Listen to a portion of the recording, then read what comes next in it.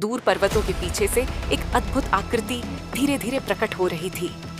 वह एक मानव के समान था, परंतु संपूर्ण रूप से बर्फ से बना हुआ।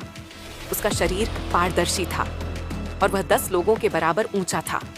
जैसे जैसे वह गांव के समीप आया, धरती डगमगाने लगी। गांव के लोग भयभीत होकर उसकी ओर देखने लगे। बच्चे छिप गए और उसके विशालकाय शरीर की छाया चारों ओर फैल गई। वह बर्फ का राक्षस गांव के द्वार पर ठहर गया। उसकी आंखों से नीली ज्योति निकल रही थी। उसने एक प्रचंड गर्जना की।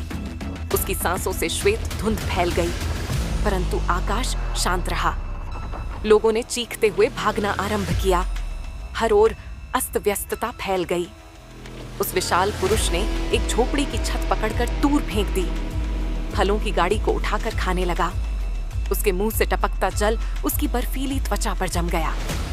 जहां जहां उसके पांव पड़ते, धरती ठंडी हो जाती। एक छोटे बालक का खिलौना उसके चरणों के समीप आ गया, किंतु उसके चेहरे पर कोई भाव न था। फिर उसने एक पुराने कुएं को तोड़ दिया। उससे निकला जल तुरंत बर्फ में बदल गया और वह चुपचाप लौटने लगा, पीछे शीतलता की लकीर छोड़ते हुए। गांव के लोग टूट चुके थे, परंतु वे थमने वाले न थे। वे सब एक स्थान पर एकत्रित हुए। सबकी आंखों में पीड़ा थी, किंतु मन में एक आशा भी थी। एक वृद्ध ने आकाश की ओर हाथ उठाया। सभी ने आंखें मूंद लीं। धरती से एक लालिमा प्रकट होने लगी। मिट्टी से ज्योति फूटी और उस प्रकाश से एक नई आकृति बनी। वह अग्नि से बना एक दिव्य पुरुष था, 10 गुना ऊंचा। उसका तन पिघले हुए लावे के समान चमक रहा था, परंतु उसके मुख पर क्रोध नहीं था। वह शांत था, गंभीर, सहृदय। उसने अपनी मुट्ठी बांधी और आगे बढ़ने लगा। उसके पांव से पृथ्वी कंपन करने लगी, किंतु वातावरण शांत रहा। गांव वाले उसे देखकर आश्वस्त हुए। कुछ की आंखों में आंसू थे, कुछ के मुख पर मुस्कान।